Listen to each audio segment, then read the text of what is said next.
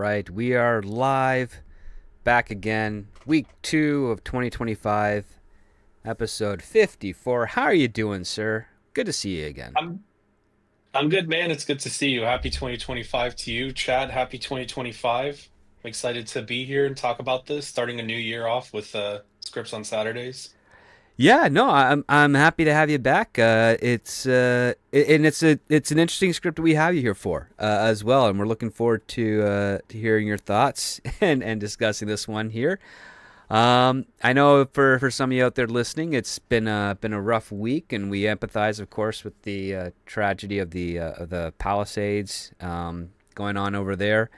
But we're hopefully going to be able to distract you for at least a short spell as we discuss this week's script. So without further ado, let's get right into it. Welcome to Scripts on Saturdays, the only screenplay review show on the interwebs, discussing scripts both professional and amateur, circulating around Hollywood, giving you, the TV and movie-going audience, a behind-the-scenes and inside track on what writers are pushing and what producers are buying. I'm your host, the Script Doctor, and joining me again this week is Raul. Dude, such a pleasure to have you back here in the new year. We're following up again from last week's script, which was a comedy, to this week's script, which is also a comedy, or at least so it advertises. We will determine if that is true or not in this week's conversation. This script is called Decoys, written by Jack Waz, who I think we've reviewed his work before on the show. It sounds a familiar name. I can't remember what his script was, last time. But this one placed 19th on the 2024 blacklist with 18 votes. Raul, please share with the audience the log line for Decoys. All right, so the log line is when two cocky, self-proclaimed CIA badasses learn they're being used as diversions, they must prove to themselves and the world that they're capable of being real heroes. All right, the synopsis for Decoys. Griff and Mac, two unconventional CIA operatives, are as chaotic as they are effective. When their latest mission uncovers a stolen piece of top-secret government technology with the potential to ignite global catastrophe, the duo is thrust into their most dangerous operation yet. Tasked with infiltrating a billionaire's exclusive party, they'll need to rely on Mac's unexpected charm and Griff's unorthodox problem-solving skills to outwit their enemies. But as the stakes rise and their antics spiral out of control, can these unlikely heroes step up, or will their mission go up in flames? So, that's a bulk of a synopsis there, and interesting premise for the script. Raul, let's get it off. Let's start off with the initial thoughts that you had when you read this piece, and we'll jump in from there. Yeah, I mean, the like you said, like the synopsis and the logline and stuff, it promises a lot because it's an interesting concept. You have it takes the spy type of genre and flips it a little bit by these guys eventually find out, and we'll go over it that they end up being decoys for the real spies essentially, and there's a reason given in the script for that. So it promises a lot. Reading through it though, I don't know. I'm really on the edge of this one, so. Yeah, I'm really interested to see what you think about it and sort of what your thoughts were as we go through this, because some of the stuff fell a little bit flat for me. The humor, it's supposed to be a comedy. I'm not gonna lie, I chuckled at a couple of parts, and then some other ones I thought, maybe with a good director and some riffing off each other, if there's two really good actors that have some chemistry in this, I think you could pull it off and make something really clever. But just what was on the page, sometimes a swing and a miss a little bit. But I don't know. What do you think? Yeah, I thought that this was a very like boilerplate plot to it, and that I like the premise though. I do like the idea that you have two agents that their entire mission is just to distract the public at large while the spies do the real stuff. I think that's pretty interesting. The concept I think is attractive, but it all comes down to the execution at this point. And the initial thoughts I had here is that, okay, it's a boilerplate plot. It definitely has room for a comedy, but it feels like it's got a little bit too much of paint by numbers, and it also feels like it has a little bit of an obnoxious attitude to it. I think intentionally because of the two main characters. but overall it kind of has, it's missing that charm that a comedy I think needs in order for it to really resonate well. Like for instance, like with Tropic Thunder, while the characters are definitely obnoxious, they're also very much human, and they have to dig themselves out of their own mistakes, and they have to acknowledge those mistakes, or at least they do a good job of also hiding the denial of it. Like for instance, when Ben Stiller's character discovers the head of the director after it blows up, they think it's special effects. Well, he thinks it's special effects, and everybody else realizes it might not be there. So you've got that conflict of points of view, and one is trying to be the leader and the hero, and that'd be Ben Stiller's character trying to say, okay, let's go and do this and make this movie, what have you, and everybody else has those doubts. So there's your conflict that's driven forward through that, and they play on that, where it's basically imposter syndrome is kind of the sub theme of all the characters on that screen. And this one here, I don't get a sense of that level of depth. So let's start off a little bit. So we got our two main characters are Griff and Mac. Mac they're both meatheads, big burly guys, kind of like Channing Tatum in 21 Jump Street, but two of them. you know, which is not To an not obnoxious degree, I think, in this one. yeah, pretty much. Um, they're the type of guys that have been raised up on canon Golan Globus action films. It seems like they got one-liners they want to say. Um, they're actually quite effective fighters for what they're doing, and they definitely work well together. Now, we start the script off with this big set piece where they're at some sort of like shipping dock somewhere, and they're pretending to be spies to hand off some sort of device that this one mob guy is trying to procure, and of course it all goes awry, and then we have this big set piece fight going on, where guys are getting beat up and thrown off of crates, and they're swinging around on cranes, and it's a huge, like, very big budget, spectacular piece, which I think would actually be a great crowd pleaser for a lot of people watching it. They throw in some jokes. One being is that Griff is always wearing these type of zip away cargo pants to shorts get ups, and that's a running joke with him. He calls it a tactical clothing system, or what have you. And then Mac is just the type of guy who he's a little bit foolish, but he kind of has this sort of charm underneath him as well, where he's not necessarily quick-witted, but he's got an authenticity to him that makes you go, oh yeah, okay, I can understand why he and Griff are great friends and why they work well together. So yeah, like we get a little bit of a sense of who they are, but they're very close in personality, and their dialogue is also very close in execution. That, at least for me, definitely in this opening scene, reading the lines back and forth between the two of them, it's almost hard to distinguish who is Griff and who is Mac, because there's nothing very unique about each of their voices. What were your thoughts in regards to that opening set piece? Yeah, I agree, because that was one of the things that bothered me throughout the entire script. It almost tries to differentiate a little bit later on, when we get later on in the plot, and we'll probably touch on it there. But as far as this opening scene is concerned, yeah, the two characters seem almost interchangeable. I almost wish, like you had said, that they tried to distinguish a little bit better between Mac and Griff, sort of Mac being the one that maybe has his head on straight a little bit more, or, just kind of trying to keep him on track or something like that. And then Griff is the one that's just like pure meathead. Mm-hmm. Even though Mac has some of those qualities too. But yeah, I think a little bit more distinction between them would have been great. As far as chemistry between them, though, that was good, I thought, because you could tell that they're sort of best friends, that they've worked together for a long time. So they have that dynamic between them. Um, but nothing, the other thing too, and I don't know how you felt about this, nothing really stood out between their dynamic, I guess, in this whole like opening set piece. Yeah. Did you think the same thing? Or because nothing really stood out to me as far as what's special about these two's relationship, or what, if there's something there, their dynamic, you kind of get I mean, they sort of do everything easily, so you kind of get the sense that maybe they're really good at this, or that's at least the impression that the script is trying to give off at the beginning. But there wasn't anything super special about them, right?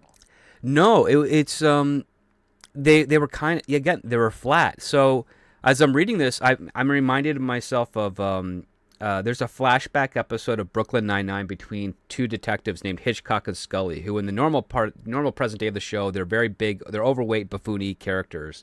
But when we go back to them in the early '80s when they were in their peak, they're these very muscular, handsome guys, still buffoonish, but they're good at their jobs.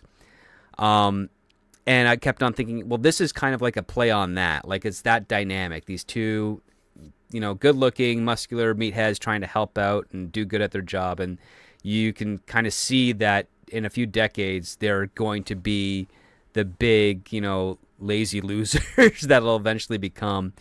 And in this case here, I didn't get a sense of that level of depth that they're playing in as well. Like I felt the inspiration was there.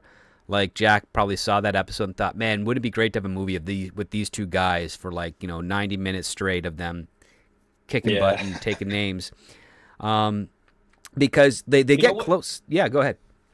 No, sorry, I was just gonna say, this kind of reminds me of that movie. There was what was it? The Other Guys with Mark Wahlberg and Will Ferrell, where they're Yeah, two cop buddies. Have you ever seen that one?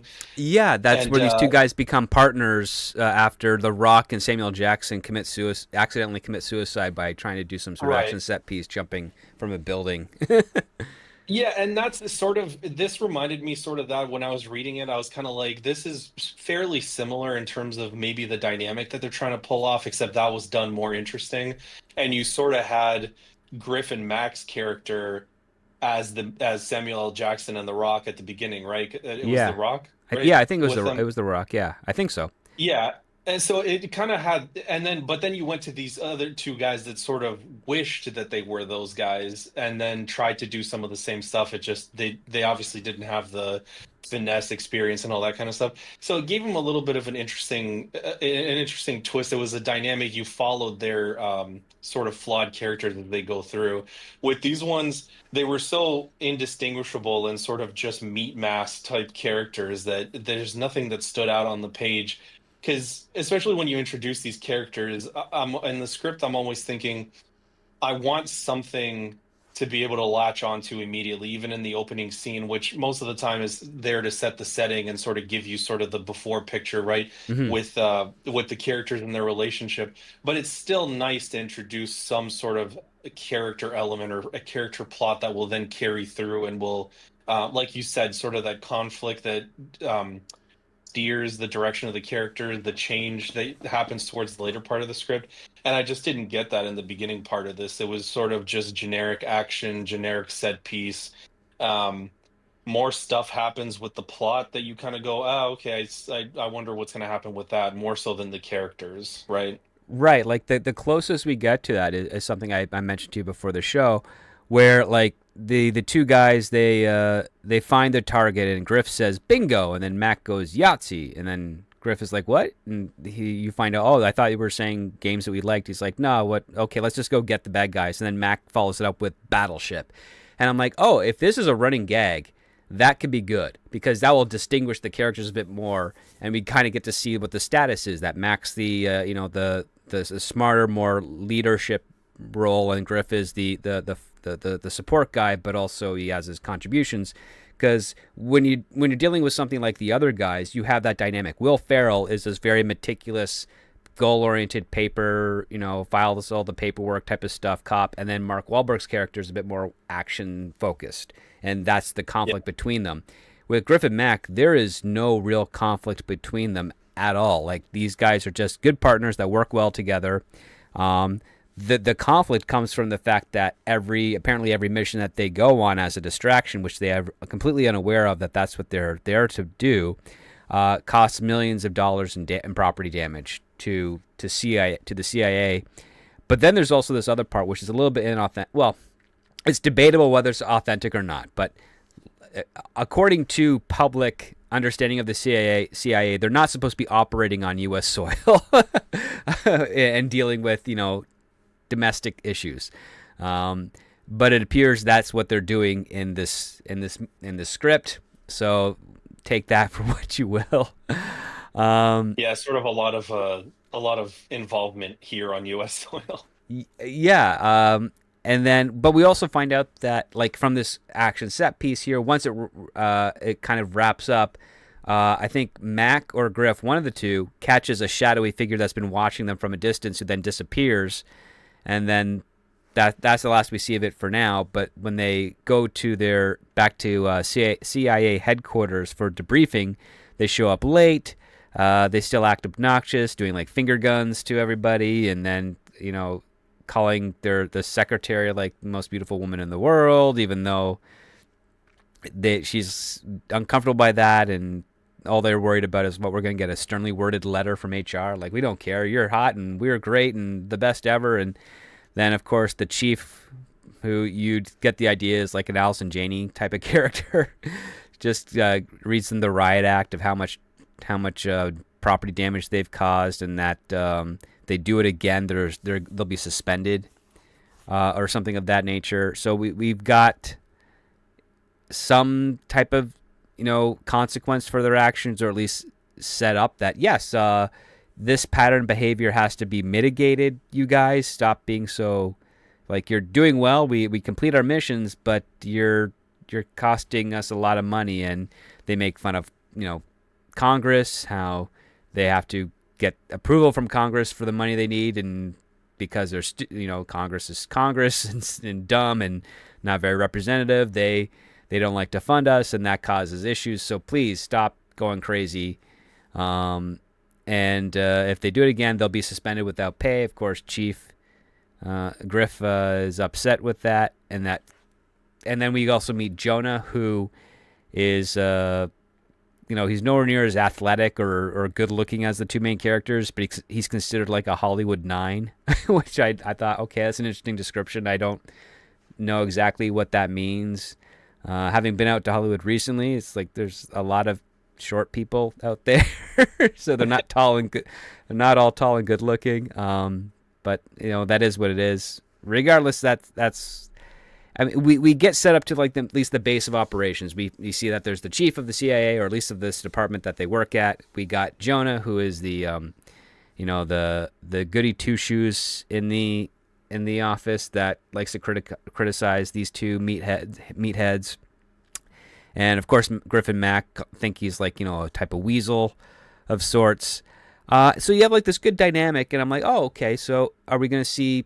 If we see more of this, this conflict between, the people that are taking care of the books versus the guys in the field, I'm curious to see how this dynamic goes, because, again, we don't have the clown and the straight man pairing with these two. They're essentially like superficial clones. And then after that scene, we finally get a distinction of that, which is we go to Mac's house, and we find out that Mac has 3 alarmingly large sons, all the same age, so I guess they're triplets. And there's a little joke that Griff talks about, is how, like, yeah, they were all like more than 14 pounds each, like huge. And This scene was actually kind of funny, yeah, because the dynamic between them being meatheads, and like clearly it was Mac, right, that has the family, yeah, and Mac's he's the one with the family, because you kind of forget a little bit. Yeah. yeah, that's why I'm asking, because they're so forgettable between the two of them. But yeah, so the Mac has the family, and he sort of carries the meathead attitude to in his family as well, where the kids are running around screaming, and the wife is clearly exhausted and just had enough trying to get these kids to stop fighting.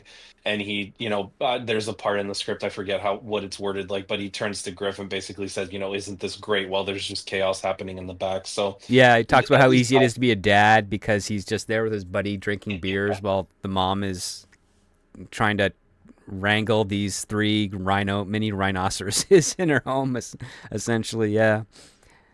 Uh, Yeah, so at least that was introduced something, as far as the characters are concerned, both to distinguish them and sort of to show that, like, okay, they basically treat every part of their life like this. Pretty much. I mean, well, one of the things that, to your point, we get from Griff is that he's kind of a little jealous that his best friend's got this wife and kids, this family. But then Griff is kind of jealous of Mac because he's like, man, you could disappear tomorrow and no one would know that you were gone. Yeah. And I mean, that's a funny joke. I mean, it could have hit harder, I think, comedically speaking. Maybe it comes down to the actor performing it, really. But it's basically like, oh yeah, you have real freedom because you're not tied down. You could disappear if you wanted to, and there'd be nothing anyone could say about it or even know. And of course, Griff It is gives you something between the yeah. two of them that this would be an interesting way to play off each other.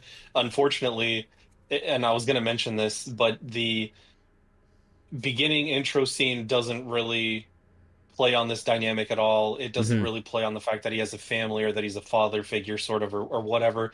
And pretty much after this scene, it never really, unless I forgot, but it never really comes back into play ever again. Um, No, it just sort of moves on to like a generic, I want respect type of thing.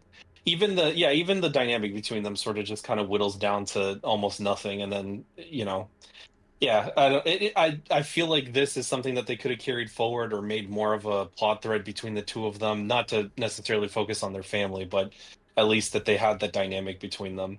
And it kind of sucks that it didn't carry forward at all. yeah, because I would have liked to have seen maybe Griff on his own. Maybe like he sees his best friend. He's got a family. He's like, yeah, I got a date with this girl, so I'm hoping she's the one. And then they go out, and we just see how he is on the date. Where maybe yeah, she is swooning over him, but she's just not enough woman for him, or something of that nature, and it's just never gonna work because he's this big muscular guy, and he's afraid maybe he's gonna kill this girl if they go to bed just because they're all frail, and he needs someone that could keep up with him. I don't know. There has to be some type of dynamic to show us that Mac is the type of guy who he's at that age where he's doing it. He's having fun with his missions and he's working with his best friend, but his home life is empty, and he wants that fulfilled. That would have been a better running goal, I think, to have with him. Before we even and the thing is, we only get that one scene because right after that, they're back on another mission, and it's like infiltrating a server farm somewhere. I'm seeing it appears like it's going to be on U.S. soil again. And as they're kind of like doing their surveillance, their basic surveillance stuff, they end up finding the figure in black that one of them caught watching them on the previous mission, and they end up ambushing him. And when they pull off his disguise, they realize it's Jonah from the CIA headquarters, and they immediately think he's a traitor, doing something treasonous, and of course Jonah's trying to explain what he's doing quickly, but there's a time limit, and what ends up happening is this server farm explodes, and they have to get all up. They have to run away from the explosion, and when they do, they decide to take Jonah into custody. But since no one ever tells them where their safe house locations are, because they're big dumb doofuses, they take Jonah to his condo, which is actually really really nice. And this is where they start to piece together that something's not right, because Jonah's making more than like $60K a year, which is that these two guys are doing. And I think they even say that he's like, how can you afford all of this on whatever 60K salary? And he's like, I make a little bit more than you guys. yeah, and of course he's got fancy stuff, and then they got this really low hanging fruit joke where he's got a Roomba with a type of sexual pleasuring device attached to it, and apparently it's Alexa has it on a schedule for him, so it really is kind of thrown out there for the sake of being out there. But in this point here, where they're trying to interrogate Jonah, it's revealed that Griff and Mac are not proper spies with the agency. They are known as diversion officers. So they're thrown into an area that's to distract any and all potential observers of what the actual CIA is doing. And because of this explosion that has occurred and the reports that have made it back to HQ, the chief, getting super upset, decides, okay, I'm suspending them without pay, but she hasn't notified them yet. She's just done it in the system, and they're moving on from there. And it's up to now Jonah to kind of convince Mac and Griff that, yeah, you guys are in a lot of trouble. You blew an operation. He wasn't able to disconnect from the server beforehand because he was interrupted by the idiots. And now they have no idea what's going to happen on the next steps of their mission. And before they can even do anything, a pair of drones like shoot their way into Jonah's apartment, and you were into another set piece already again. So like this Yeah, type, this was one of the one of yeah. the things that you just touched on, and I feel like maybe could have been interesting to play on is the fact that they're decoys, but they don't know it. And almost like even at the beginning, like in the first set piece that took place, it would have been interesting to see them on a mission and almost like have stuff sort of work out, almost like uncanny luck, like Mhm. they just go into a place, and even though they're doing kind of everything wrong, it somehow still ends up working out, and they complete the mission, and they're the ones that kind of look like they did it, but you kind of look at it and you go, there's no way that this can work out for them every time, that type of thing.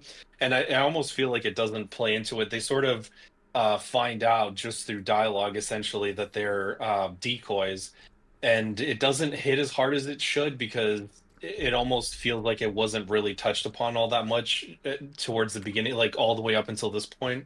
So it almost would have been nice if that was like a recurring something that it would just always ended up working out, or even though they didn't have the I don't know, let's say they go to a door and try to open it and they don't have the key card, but somehow it magically ends up opening, just like sort of Mhm. this uncanny luck. It would have made it more interesting to find out that then, yeah, obviously, like, can't you guys look around and see that making them more oblivious, I guess, would have given them some kind of, it would have made it more interesting anyway. And that Jonah, right, was kind of behind the scenes, sort of always doing stuff and helping them out. But again, it never played into it, and then they sort of touch on it, and it doesn't really hit as a character moment either because they kind of say some stuff in dialogue that indicates that they're sort of disappointed, but it's not like I didn't feel like either of them really had such a adverse reaction to finding out that they were essentially just cannon fodder, in their job in this career that they've taken pride in for so long, and then you're immediately sort of moved on to the next thing. So yeah, it could have hit a little bit harder. It could have been a better character moment, I think. No, I wholeheartedly agree because we don't have a contrast now anymore. Like they learn that they're decoys, and before they even can actually like process that information, we get thrown into an action set piece where ideally what you would probably want to do is say, okay, they now realize they're decoys, which means that the mission that they think they're on is it's not them doing anything that's actually helpful to saving the world because although it is helpful in the broader scope of things, it's not by their specific design or action or orders. They're just there as the distraction.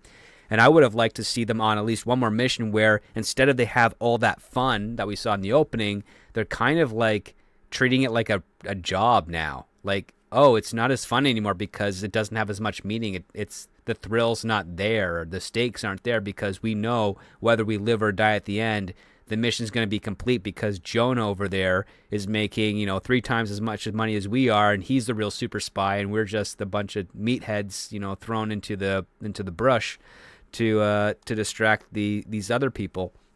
And Yeah, sort of like they're living in their own fantasy world, like almost like they're part of a movie set or something, right, and they never realized it before, right? And so they were doing all this stuff that they thought was the mission, but really they were just kind of expendable.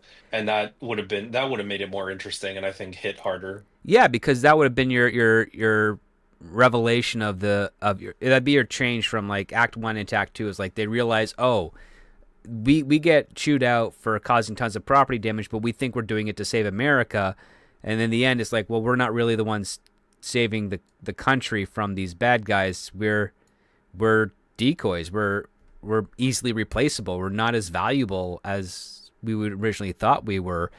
And it shouldn't it should change how they succeed in their mission in the future, where instead of them like having the one-liner catchphrase and all that other stuff and playing around with the enemy that they're supposed to be distracting, they're just kind of like, all right, you want to, they should be like, okay, you want to do this, fine, let's do this. And then they beat up the guys, but they're just not having fun anymore, so like the life is sucked Yeah. out of them.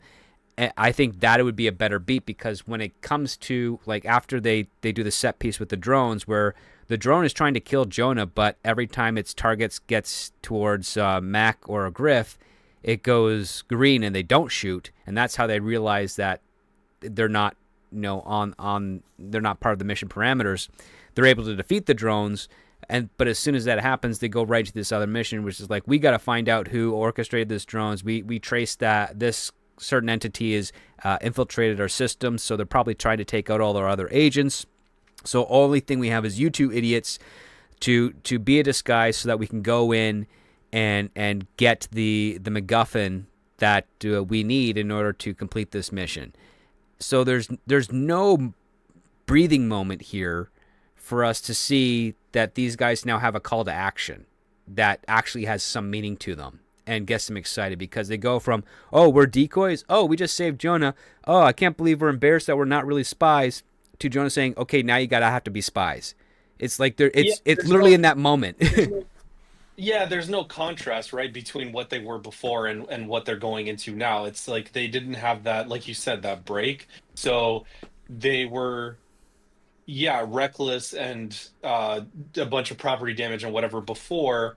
But then the fact that they find out that they're just decoys, but then actually go on to do the exact same like hijinks type stuff, and then also save Jonah, sort of implies that, I mean, maybe were they doing the right thing all along then, I guess, and people just didn't appreciate them. Like, did they actually have skills? It's because it's sort of implied through the dialogue that they didn't. They're just really being used as, like I said, cannon fodder. Mhm. But now when they sort of save the day and continue on their jobs or whatever, it's almost like, okay, are they then or aren't they? I don't know, because it was implied that they weren't, but now they're just doing their mission and saving the day and whatever still. So I don't know. And Yeah, Jonah ends up relying on them, so it's almost like they must be doing something right, right? So yeah, like we're not getting the proper contrast between what they do right, what their actual purpose is, and how these guys come to terms with the reality of it. It's glossed over so quickly,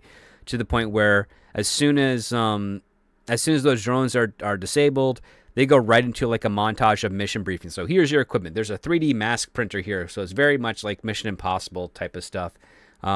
Here's some suits that you guys are going to wear. We do know that you have to go to this gala here, so we got your fake invitations. You're going to infiltrate in here, and all you got to do is, we don't know exactly what the MacGuffin looks like, so we got to pay attention to see who the potential buyer might be of a particular one, which Jonah has some spy gear that's going to help him identify what it is, and it's Griff and Mac have to go in. So Griff goes in as the bodyguard, or a security guard, and then Mac is infiltrating as like the rich guy that's got a bid on the auction piece.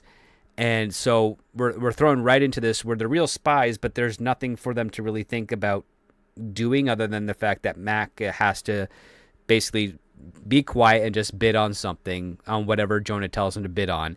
And then Griff has to, like, I don't understand what Griff's point is going in there for security. I think he's just there for support, because they don't really define what his role is.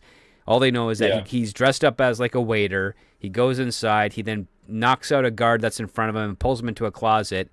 And he starts printing off like a mask based off that guy's face, until he realizes, oh, I'm really uncomfortable here. And Jonah's like, why? He's like, well, the guy's black. Uh-huh. Well, I don't feel comfortable wearing his face. And there I'm like, okay, here's a joke. This is good. He's just a little self-conscious. He doesn't want to do blackface, which I think is a good gag.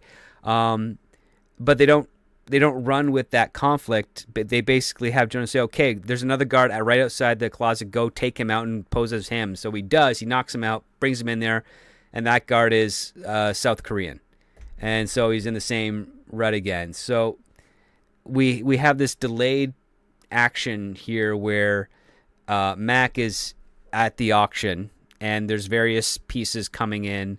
Apparently, one sculpture is the origin of the Minotaur, which Max suspects the guy that wants to bid on it just wants to have sex with the sculpture, which I don't. Okay, something.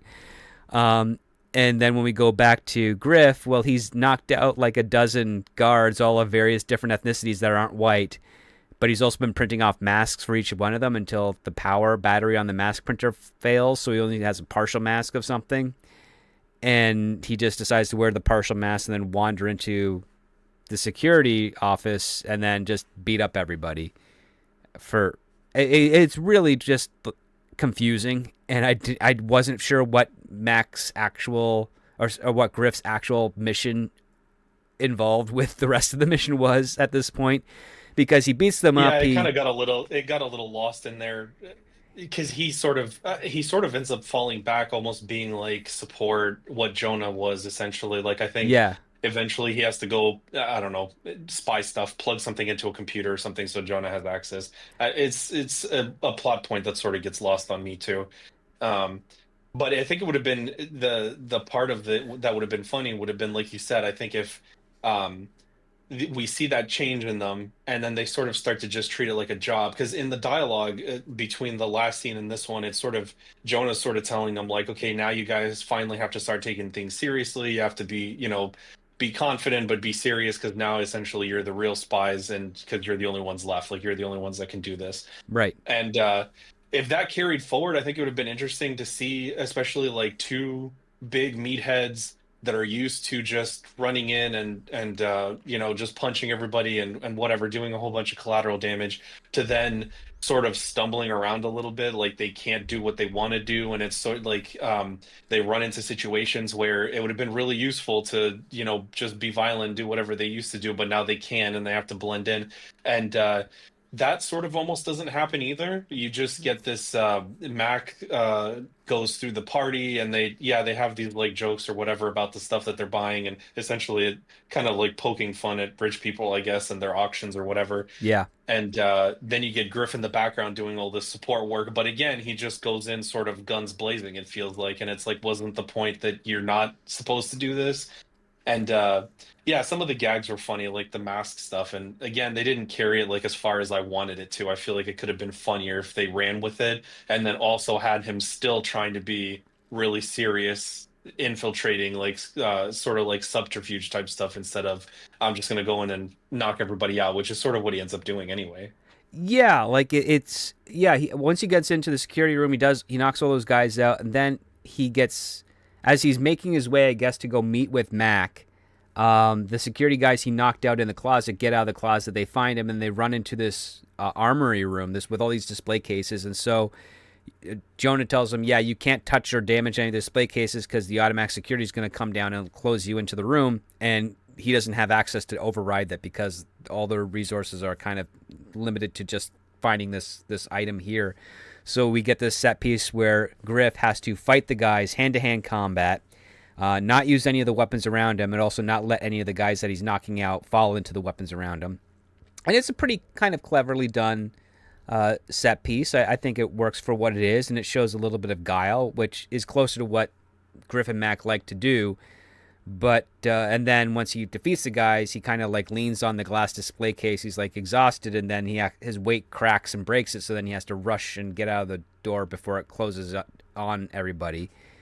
And it just felt like an action set piece just to be an action set piece. It didn't really have any cause and effect or any repercussions or setup or payoff as a result of it. It was just kind of there, which made me think back to when he knocked out that first guard. And I was telling you this before the show. It's like, I think that, he should have been self-conscious about wearing the blackface of the other guard. But I think Jonah should have told him, you have to do this because you do not have enough time. And on top of that, the mask, the 3D printer only had enough filament or whatever in it for one mask. So you got to wear it, you got to do it. And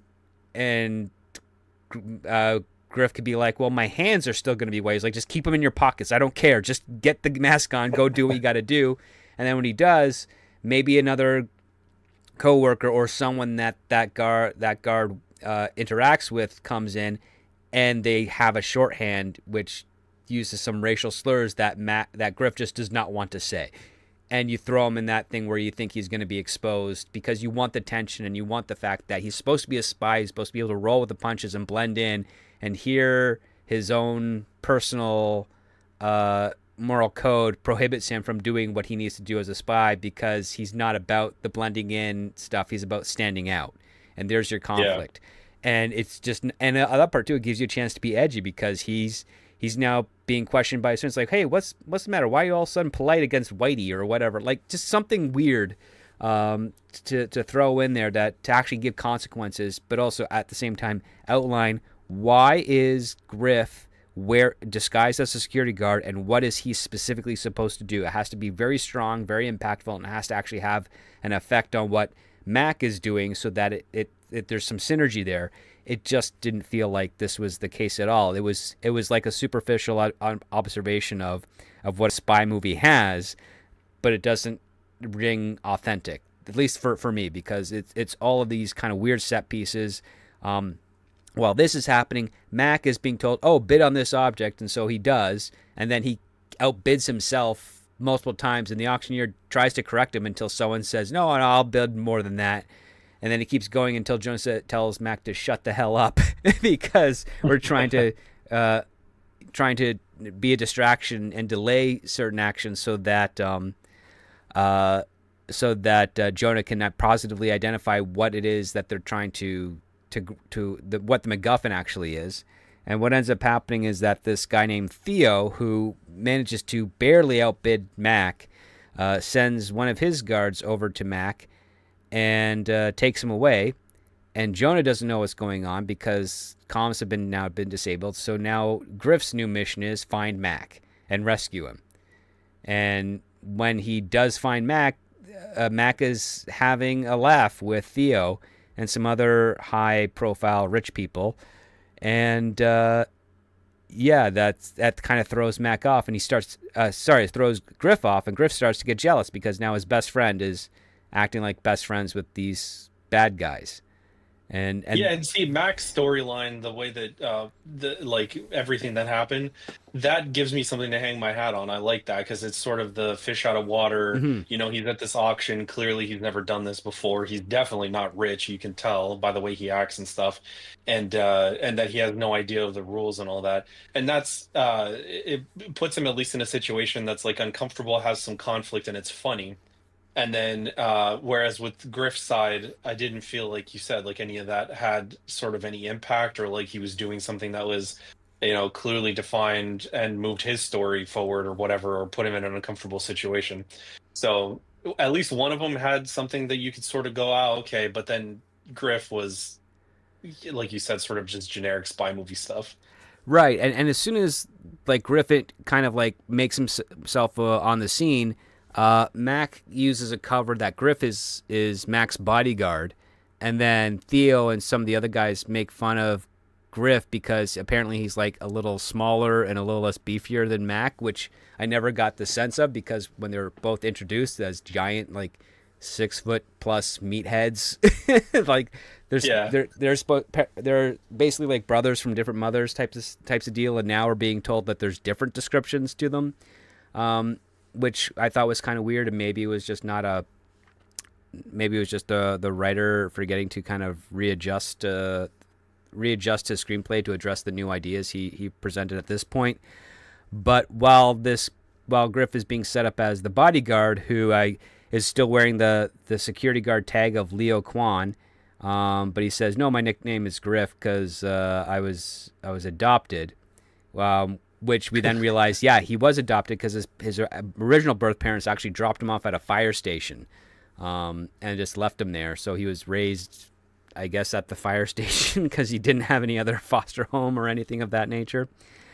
So we get that. So that part of the backstory is kind of glossed over just for a joke, but doesn't really hold much impact. And even though Griff is now established as the bodyguard to Mac, he gets introduced to Theo's bodyguard, which is Carolina, who is this, like, she's this very muscular woman, but she's not, like, butch or anything. She's actually got this, she's described as having, like, this kind of sexiness to her while also being deadly. and kind of gets onto Griff's radar. It's like, oh, this might be something. But then he kind of goes back to the mission, which is Theo's the bad guy, or at least he thinks he is, and they've got to find a way to nail him for whatever it is he's doing. Because again, neither Jonah nor Griff nor Mac know exactly what the bad guy is up to, because all they have is this code name that is something they know is regarding a mission that is something very dangerous that could compromise the security of the country, and they're just trying to figure out what that is. But Mac has done such a good job just kind of throwing stories out to Theo that Theo invites him to this very elaborate party that he's hosting later this week up in Massachusetts. So, and that just happens. Like that's the thing, is like it's these guys are now being whisked away by the supposed antagonist, the very person they're investigating or think they're supposed to be investigating. And again, this is kind of a whirlwind of a story. Like there's no real beats to breathe. There's no real mission dossier being laid out. The jokes are kind of now getting far between. So like it just kind of feels like we're getting a very boilerplate plot of just point A to point B, more of a and then this happens, as opposed to the cause and effect aspect. So what were your thoughts like after when Mac gets invited to this prestigious party and Jonah's all kind of excited but kind of wary? Like what was going through your head at this point? Yeah, I was gonna say, I think this point here in the story where the auction happens, Mac is sort of whisked away by Theo's bodyguard or whatever, and then Griff goes and finds him.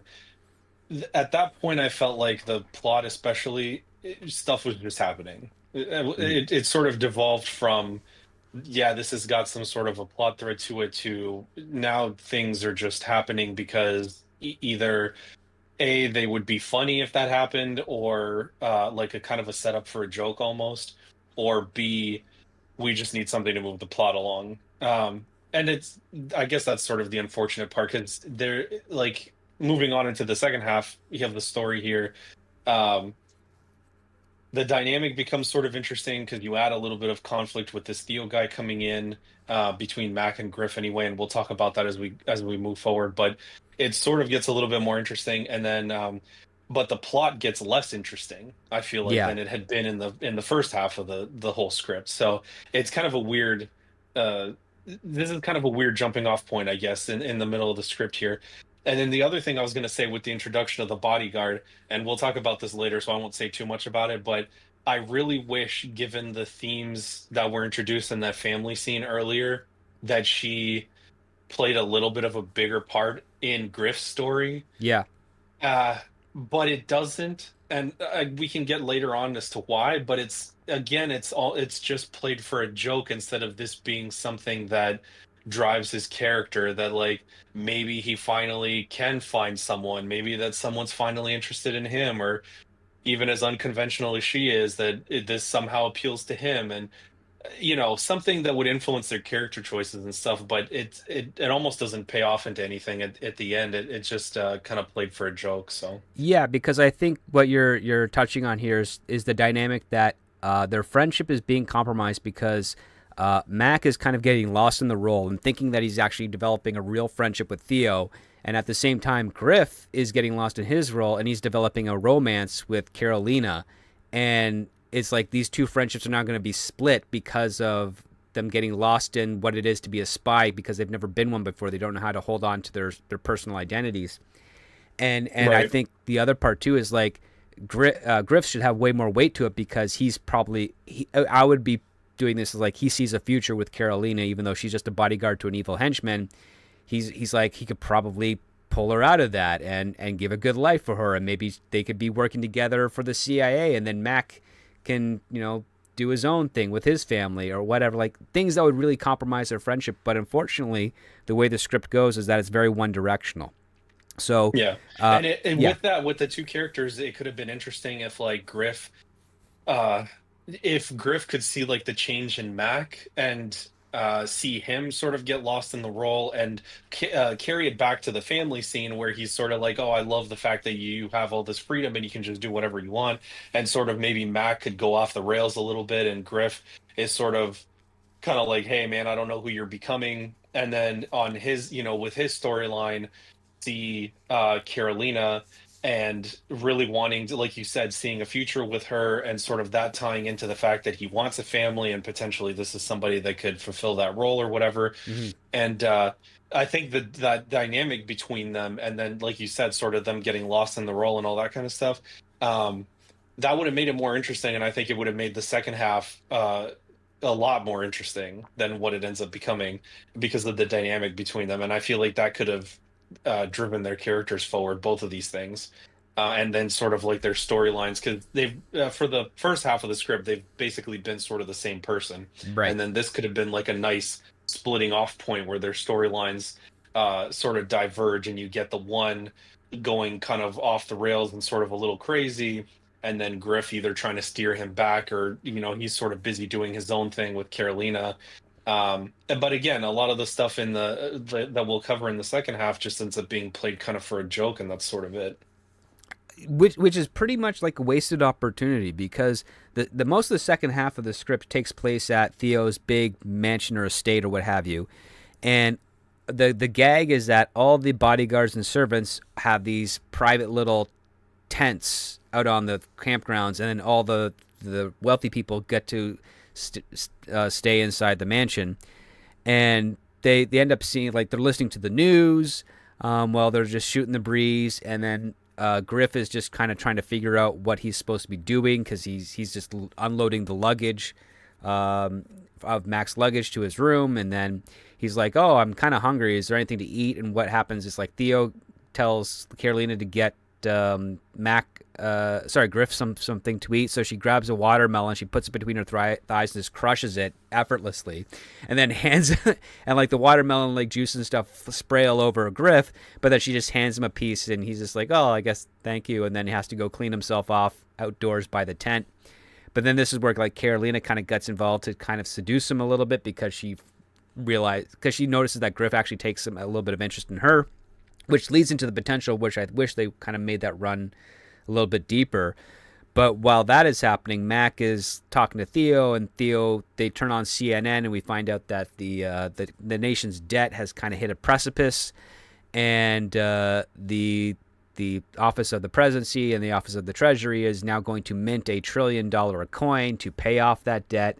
And this makes Theo and all of his cohorts very, very happy, because they're basically saying, yeah, what we're going to do is we're going to steal that coin so that the economy will collapse, and that all of our wealth will give us power to sort of reinvent the country the way we see fit.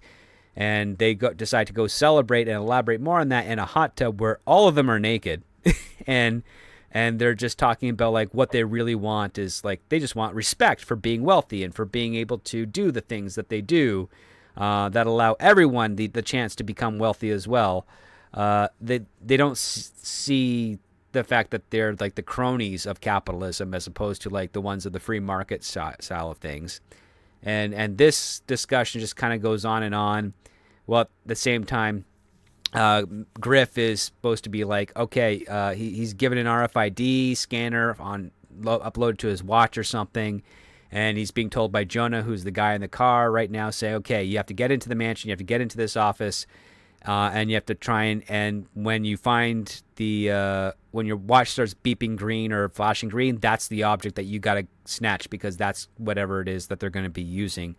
And so while he's kind of doing that, Carolina finds him, and they kind of hit it off into a little bit of romance, but she stops him because she's like, there's cameras everywhere. He's like, well, where's the one place that there isn't any cameras? And she says, oh, it's this room that he just so happens to be in there, because that's the vault. And so you're kind of, as I was reading this, I'm like, okay, is he doing this to get into the vault, and he knows that he's going to get into the vault, or is he hoping to just get with her? And it just happened. I was ambiguous over the motivation of this, because we weren't really sure, because they don't really establish it. But they get into the vault, and Griff, what is he doing? Well, he's making out with her, tossing her around the room, trying to scan every object he can until he can find what he's looking for. And they do have this one joke where Carolina says, like, she wants to be with him, but she's afraid that she's going to break off his genitals because it's happened before. And I'm like, oh, I've never heard of that. Okay. And so they get a little creative with the sexual activity, while Griff manages to get the very object he needs. And then when as they're proceeding along there, we go back to the hot tub, and Theo and every single one of the guys stands up, and the script makes a very interesting point that they're all kind of waist level, and their genitals are floating on the surface of the water, all kind of pointing at Mac as he's kind of just sitting at one end of the hot tub, while these guys are professing that they're going to become kings and respected in the new world that they plan to engage in.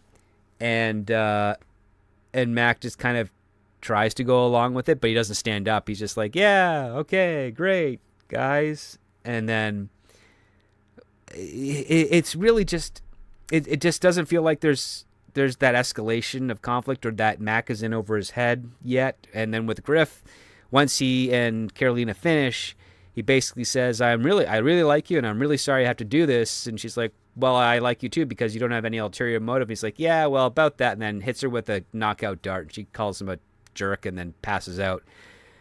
And as he's making his way out there, Jonah gets captured, and everything kind of goes to basically the opening of True Lies, where he's in a van, or he's just running away from a bunch of guys chasing after him, and he's unable to communicate with Mac, or at least he thinks he is able to, but he's not responding. So he starts like apologizing for being a jerk, even though Mac's been a jerk, and it's just a whole bunch of like expositional vomit of what their relationship is.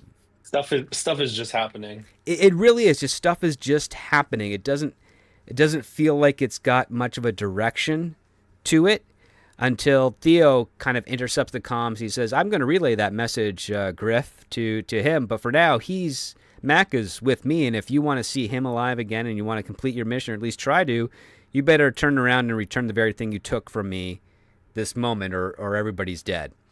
And that's exactly what Griff does. They show up, and then we find out that the very thing that Griff stole was actually just a red herring. It was designed specifically so that Theo, who has apparently known about these two guys a lot longer than anyone else thought they did, was doing all this as an elaborate means to get them together and get them under his power so that he could use them as decoys for their big heist of the $1 trillion coin that was just minted.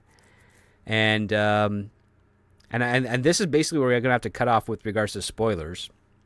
So now these two guys are basically stuck in a position where here's the thing that's kind of interesting.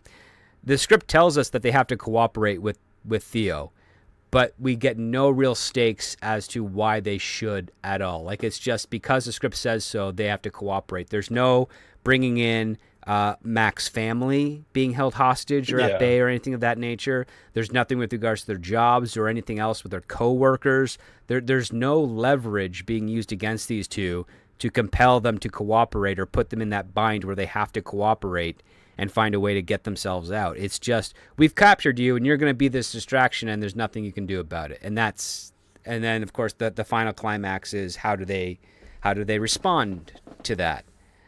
So Yeah, and the plot also became very predictable too. Not that it wasn't before this, but at least the decoys thing was interesting, and there was a couple of other small little things that made it somewhat interesting up until this point. But then the red herring MacGuffin thing, and then obviously Jonah going dark, sort of all of a sudden. Everything after that point that I was reading, I was just kind of like, okay, yeah, like you can definitely tell where this is going. Which isn't necessarily like the worst thing, I guess, in the sort of like comedy spy thing. Like, right. But it was like too predictable. And like you said, there wasn't anything that sort of elevated the stakes. I think that was the main thing during this whole scene where I was just kind of like, what's the point of all of this? And it was essentially just to get to this, like capturing Jonah and then saying that they're forcing them to basically do what their role was before. There wasn't any other point to the whole rest of it.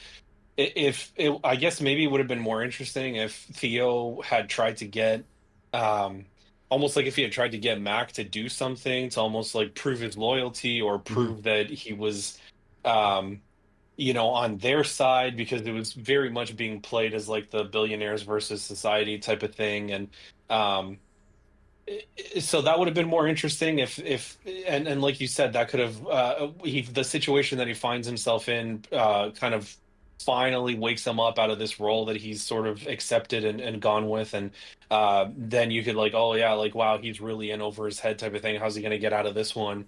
And Yeah. then sort of the rest sort of happens, and then he meets back up with Griff, and he's like, wow, I'm sorry, I realized that this got carried way too far or whatever.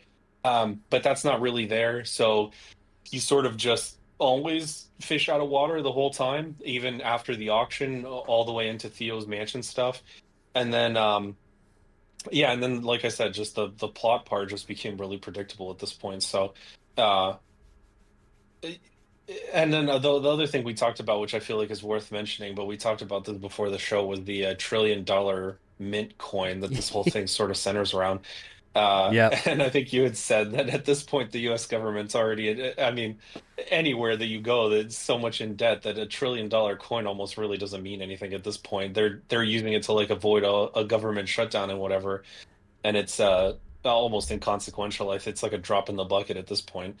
Um, and so I think one of the things that I had mentioned was this would have been a lot more interesting and maybe gave it some character and nuance if this was set sort of like 70s or 80s kind of style. And Yeah.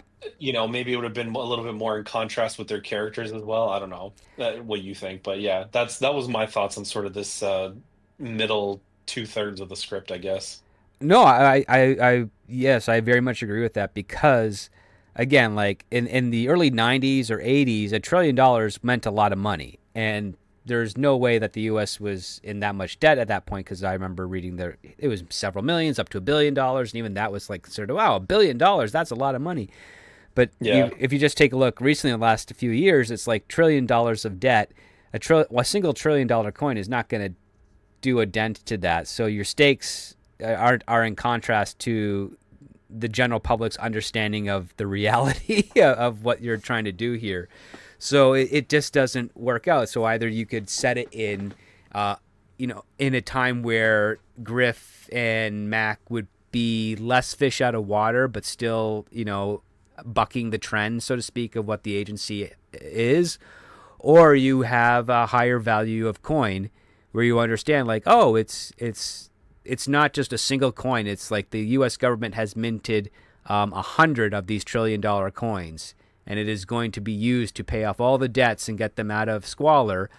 Um, the other part too, which I thought was also a missed opportunity, is that when you mint something like a single coin that's got immense value, that is equivalent to printing money, which causes inflation, which causes another repercussion. And the fact that wasn't explored also should be something there, because it'd be one thing for them to say, oh yeah, we're going to steal the coin and let the economy collapse, or it would be more like, no, we're going to duplicate the coin to let the economy collapse. Like, there, yeah, either one could work, because the moment you depreciate the value of the U.S. dollar, that's where everybody starts to suffer. And if you mint a coin to pay off the debts, well, that's now new money injected into the global economy that didn't exist before, and that is going to have a repercussion of value as well. So give us an angle of like, okay, the fiat system has failed, so now these rich guys have bought so much minerals or whatever, they know that it's going to collapse, and the whole thing is like, no matter what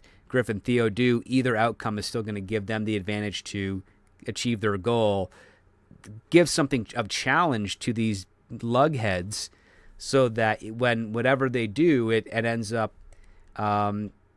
having some stakes and consequences.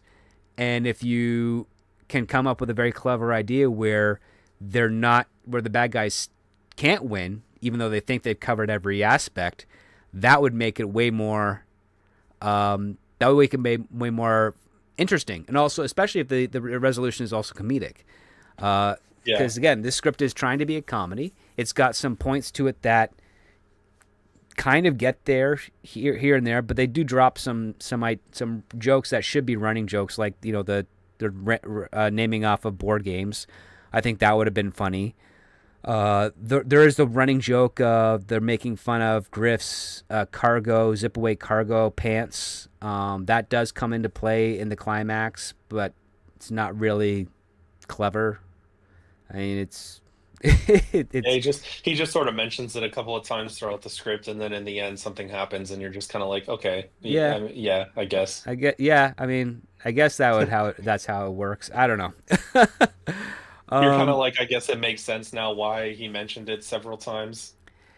Yeah, the thing is, they don't do anything more with it as a joke. It's just a commentary of like, oh, why are you wearing those? And his response is, it's a tactical fashion system or something of that nature. Like it just reminded me of the Deadpool and Wolverine joke with his wig being like a hair system, and like that's all you Yeah. kind of get out of it. And you're like, oh, and this would have been written around the time that movie came out and kind of hit a peak, so you can see the influence there.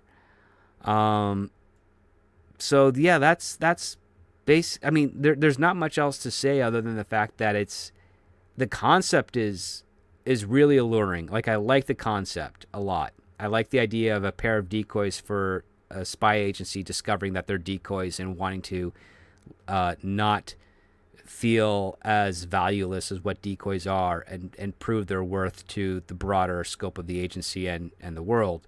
That's a good concept, but I just don't think this script measures up. Now, on the Patreon side of things, for those of you listening and those of you who are part of the Patreon, you guys voted that this was a script you wanted to greenlight, and we think that's pretty cool. Even though like our commentary today has probably shown us on the other side of things. But with that being said, Raul, is this a type of script you want to greenlight, or would you pass based on it right now? I was so on the fence about this, and I was thinking about it all day once I finished reading the script. And I even said like maybe our conversation will sway me one way or the other. I agree with you that the concept is really cool. I like it. I think it could have made for some really good comedic situations and stuff. I just feel like with how generic, and then the plot sort of got lost on me there a little bit as well. And just some of the jokes didn't hit. For now, in the way that it is, I'm gonna have to pass. I think that it could be strong, and with some reworking and stuff and some more character stuff in there, I think it could be really good. Or at least a lot funnier, and kind of give it some stakes and stuff. But yeah, the way that it is right now, I'll have to pass. I'm in the same boat. I think the concept is solid, but there's too much. I think this script needs too much work in order for it to be considered a green light, in my opinion. I think it's got some solid foundational aspects to it here and there, but overall, I think Griff and Mac need to be better distinguished. I think there needs to be a bit more of a simpler, straightforward plot that doesn't lose focus. I think Yeah. certain actions need to have consequences explored with those for a beat or two before we go on to the next part here. I have no qualms about Theo as the villain. I think he's actually probably the strongest part of this whole, of this whole story, even though he kind of comes in rather late in comparison compared to other stories. But yeah, I think unfortunately this script requires a ton of work for it to be a green light. Like again, this did rank within the top 20 with 18 votes on last year's blacklist. It just didn't stand out. And thanks to the chat up there, they reminded me that the writer of this, Jack Waz, he did the script Fistmas, which was I would say better in quality compared to this one, because I remember parts of Fistmas. I understand what the goals are, which is impress the family of the girl you're in love with, and seeing this crazy town that has this crazy ritual that kind of keeps this one family in power. That one had a easier thing to do, easier story to comprehend and get behind, whereas this one feels like it's a very early draft, for not just on the structure side of things and character side of things, but you and I also found a number of grammar and spelling mistakes peppered throughout this script. So it feels like this was kind of a rush job that pushed out there, and um, good for Jack Waz and his agents for getting it placed so high on the blacklist. I don't know how they did it, but they did. So, Yeah, I think it was, I mean, probably for a lot of the same reasons that we talked about. I think the concept is just so interesting and is a little bit, because usually when even Get Smart, like when you get dropped into that, it's he's still the agent himself, even though it's kind of funny and it definitely has a lot of jokes and stuff, but the concept is enough to pull you in, and I think that it's pretty strong for something there. It just feels like especially, I think for me, especially because the main characters, Mac and Griff, are so. This is sort of like maybe what version one of these characters would be. mhm. I think that's what sort of sends it in the other direction for me, where it's not quite there yet. If it had more to do with the secondary characters or the villain being reworked or whatever, um, or antagonist, whatever you want to call him, that would have been like maybe it would have been better. And then the dynamic between the two main characters, if that was better, I think this would probably be a green light, and then you could just sort of rework some of the other stuff. But I think it's because it's the central characters that sort of fall flat. I think that's for me where it sort of becomes a pass. Um, Whereas if he had leaned a lot more into what we were talking about with the family dynamic between one and then Griff sort of wanting that and Max sort of losing himself and sort of carrying some of those plot threads through, I think it would have made the two main characters a lot more interesting, even if the plot and everything else wasn't quite there yet. Right. To where this would be, I would be much more on board with like greenlighting this, I think.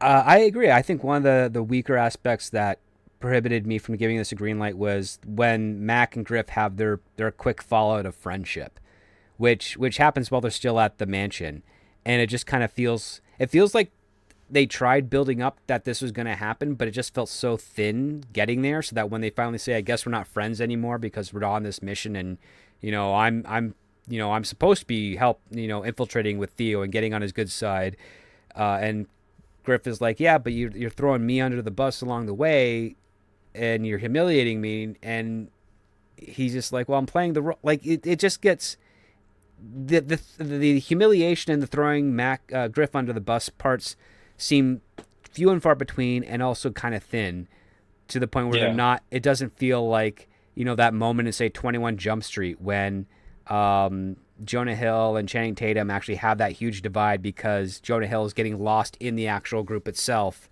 that he's infiltrating, and he's making fun of Channing Tatum's character being a big dumb lug who is trying to pass in AP Science, and he's becoming friends with the nerds. So you have that social class divide in high school where they now flipped into their popularity roles, as it were, and they're not able to kind of reconcile with that. Like that thing needs to be kind of captured and put here um, Yeah. in this script, and unfortunately, it was not.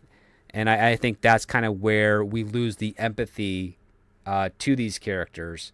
And it also doesn't help that, as we've mentioned many times before on this episode, that Griff and Mac are really, really similar. Like even their dialogue is virtually indistinguishable from time to time. It's not until you get towards the second half of the second act do you actually kind of see the difference in characters. And even then, it's not by much. Yeah, exactly. And that would have the stuff that you mentioned, I think, would have made the characters a lot more impactful emotionally. Um, because the rest of obviously the plot and stuff is mainly just like an action comedy type stuff, so it's not incredibly dense in terms of plot or whatever. And so I think that's where the characters really have to shine. Hmm. And unfortunately, because that wasn't there, it sort of makes the whole thing fall flat. And yeah, especially with these sort of action comedy, a lot of action stuff, the where the plot isn't necessarily so much of what drives the everything forward. The character, the little bit of character moments that you put in, I think, should be a lot more impactful. And this one just didn't have it. It was they had the beginnings of a lot of stuff there, and even the relationship between Mac and Griff, we sort of elaborated on a lot of stuff that we sort of wish we would have seen. So there's stuff there. Hmm. It's just not developed enough through the story and through what happens that it ends up making like an impactful difference in the end. So Yeah, I mean, it's tough to take a concept like this and have to say, yeah, I'm sorry, this is not measuring up to what it should be there. Um, but at the same time, I think if the writer goes back and kind of just revisits some of those points we made, my advice with that for him would be go watch Hot Fuzz and see the relationship dynamic between Simon Pegg and Nick Frost's characters and how that kind of formed. And even though you're not doing the same thing because you want to establish that these two guys have been best friends for many, many years, you still have to give a contrast that also complements them so we understand why these two are best friends, but we understand that they're different enough so that yeah, they can be their own characters and they're not just lughead clones. So I think that's your first good step. And then the next part I think would be a little bit more of clarity and maybe a slightly different gimmick of how these incredibly wealthy people are planning to take over the country and by and large the world. I think something that seems like it could be a James Bond plot um, with a little bit more cohesion to the world that you built would work out better. So like the $1 trillion coin idea, we've seen that a couple of times, or at least a couple of methods, like the coin or the $1 trillion bill or what have you. Um, it's kind of run its course at this point, but maybe if you kind of came up with like a new cryptocurrency or something of other value or some other means of taking over control that can kind of really distinguish it. Whether it's it could be the most silliest thing you can come up with that you can sell us that makes sense, or it could be the most authentic version that you can think of. Either way, I think something beyond just the $1 trillion coin and how that is going to solve how it's a government mistake to solve the economy that the elite are able to take advantage of. I think there's something there to work with to get it a bit more in line with the rest of the movie's tone or the script's tone at this point. And yeah, like you said, even if it was something over the top or crazy, because so much of the rest of the script seems very like over the top, even like in its action and tone, and these mhm. guys that are just meatheads doing, CIA missions and whatever. Yeah, So because yeah, it would have been more interesting to just see, It's got that you know, Michael Bayism, that yeah, nudge and wink that is trying to do, which I think lean into more. I mean, definitely in the climax where what they do with the climax, the action set pieces there. I have no negative notes on that. I think the action set pieces for the climax are perfectly fine. Uh, yeah, it's just that we're missing a little bit of the stakes with regards to the characters and with the overall plot.